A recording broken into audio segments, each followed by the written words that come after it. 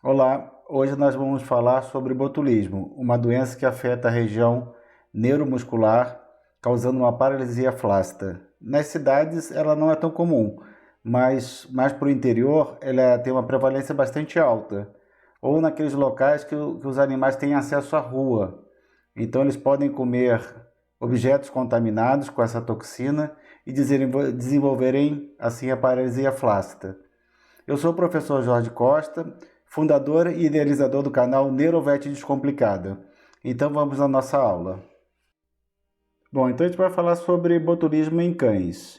Várias doenças afetam a região neuromuscular. Então a gente vai fazer um breve resumo dessas doenças e do mecanismo de funcionamento dessa região neuromuscular.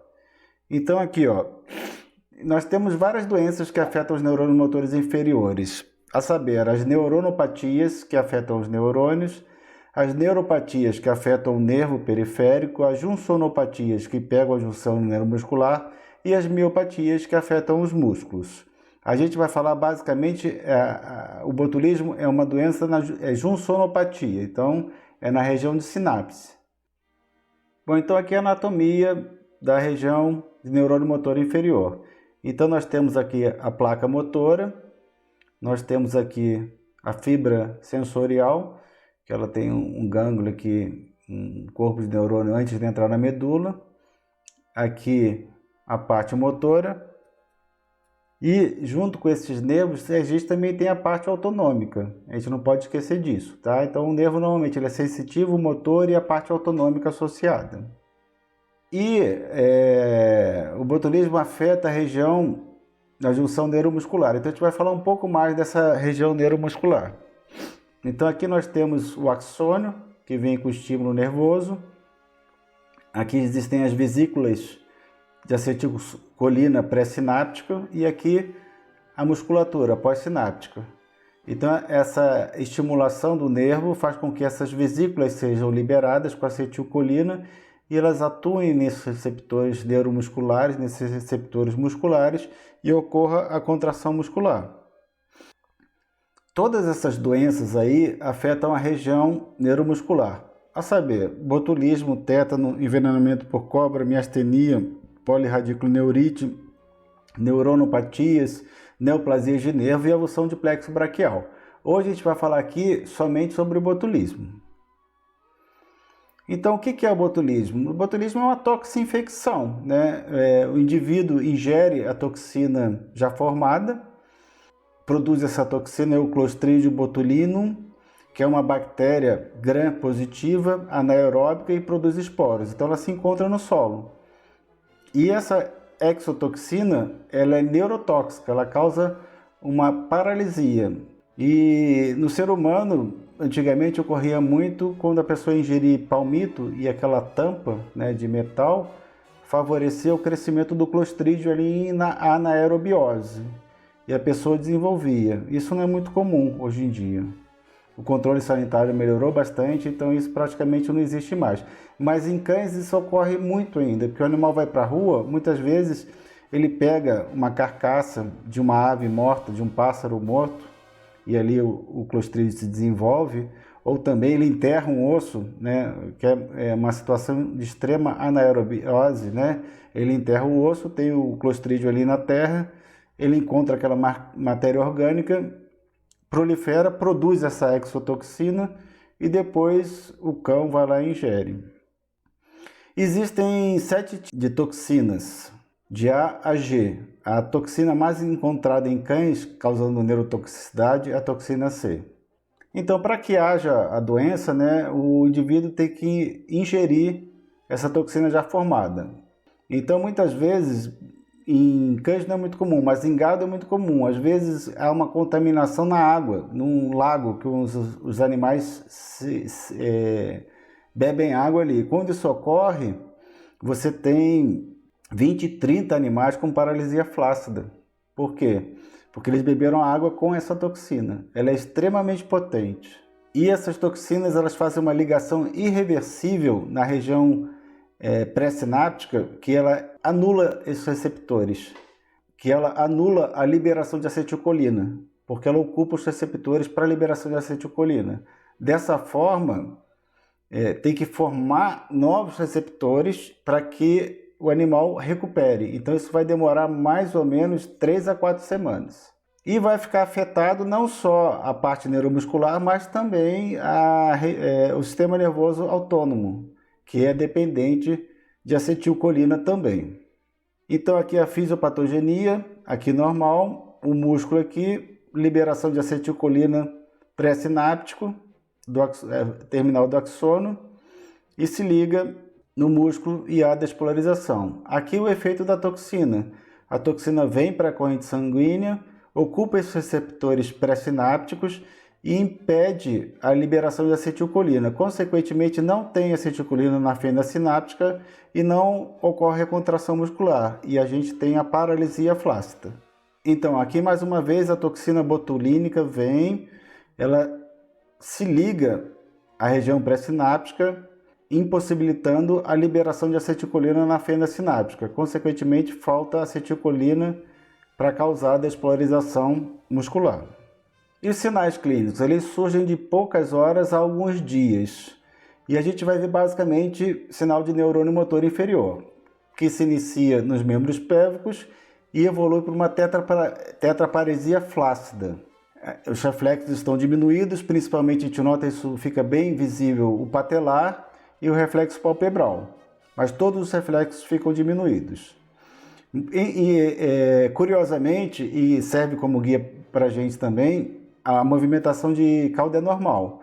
E a gente percebe que é uma toxinfecção porque você olha para o animal, ele está saudável, você olha para ele, você percebe que ele está saudável, mas ele está com uma tetraparesia flácida, né? Então a gente tem que pensar em botulismo nesse tipo de situação. E a sensibilidade é normal, a sensibilidade está preservada e é normal. Ele não sente dor, mas se você estimular, a dor está presente.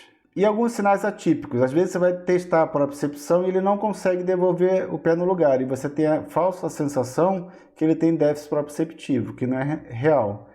E sinais que não se consegue explicar direito, né? É o nistagmo vertical que pode estar presente, eu nunca vi, mas a literatura fala. E o estrabismo. O estrabismo é mais, dá para entender, né? Porque se é uma paralisia neuromuscular e se os músculos do olho não estão funcionando bem, você pode ter o estrabismo. E os sinais autonômicos, a ceratoconjuntivite seca, né? Falta lágrima. O animal pode apresentar midríase, que é o relaxamento da íris, né? Disfagia, dificuldade de deglutição, constipação, retenção urinária, cialorreia, todos esses sinais podem estar visíveis. E nos casos graves, né, extremamente graves, insuficiência respiratória e morte. Mas o cão é relativamente resistente. A grande maioria das vezes o cão vai recuperar com botulismo. Então vamos ver o vídeo.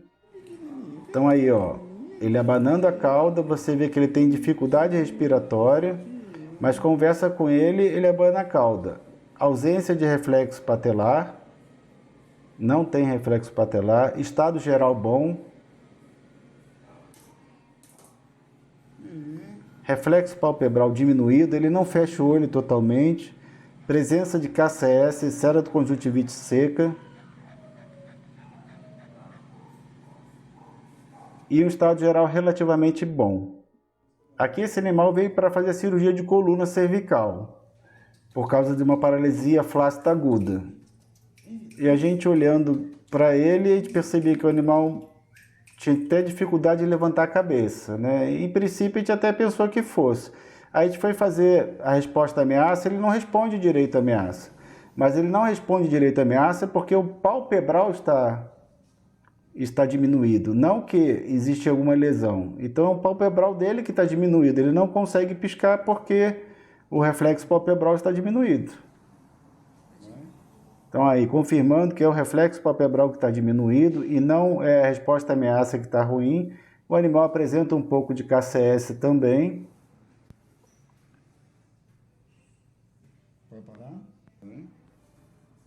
A sensibilidade nasal parece que está diminuída, mas é falsa, porque ele não consegue puxar a cabeça direita.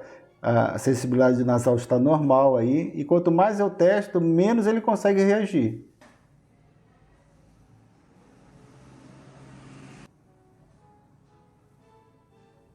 O O reflexo óculo-cefálico também não está muito bom. Também um reflexo, então também está diminuído.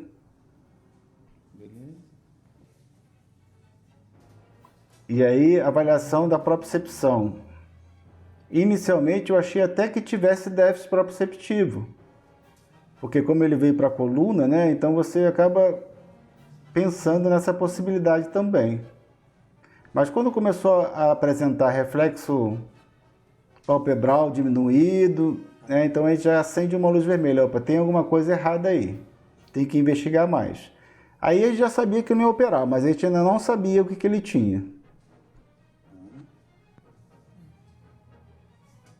A gente continuou avaliando para ver se conseguia esclarecer qual era o problema. Parece até, lembra até mesmo uma tetraparesia ocasionada por hérnia cervical. Mas quando você vê que a resposta à ameaça está diminuída, o reflexo palpebral está diminuído, você já não pode mais pensar em problema cervical. E aí foi patognomônico, né? Na hora que a gente fez o reflexo patelar, ele estava ausente, opa, isso aí provavelmente é lesão em neurônio motor inferior.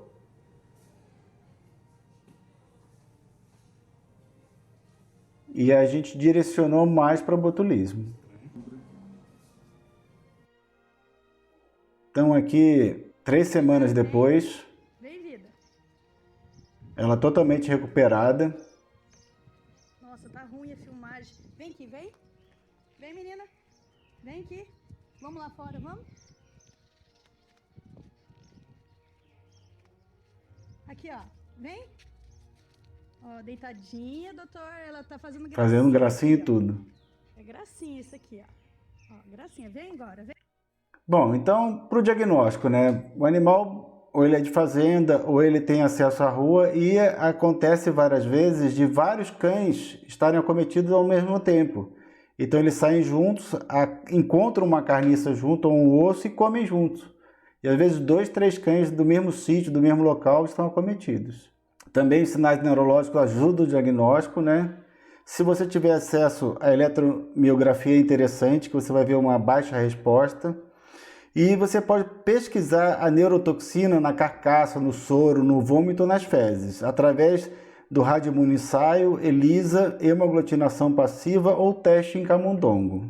O tratamento é basicamente de suporte, ou seja, no lugar acolchoado, fluidos, cuidar da KCS para que não resseque o olho, não tenha uma perfuração de córnea, coisas assim. A alimentação com muito cuidado, porque ele tem disfagia, ele não consegue deglutir, a possibilidade de fazer falsa via é muito grande.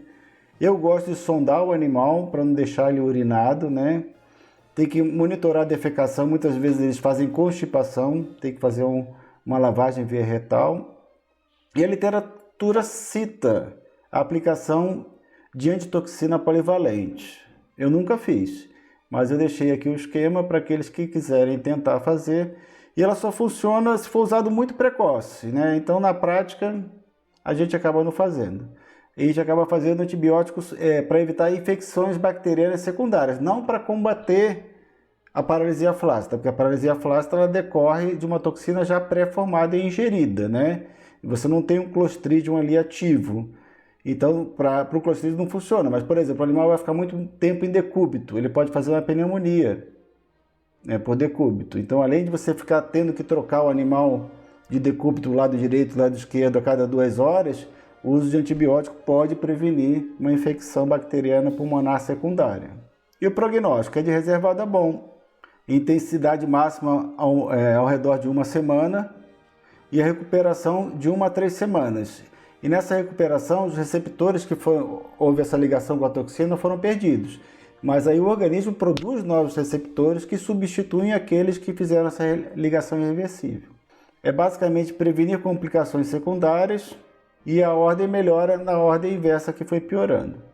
E diagnóstico diferencial, todo o problema que ocasiona uma paralisia flácida, você tem que pensar como diferencial do botulismo.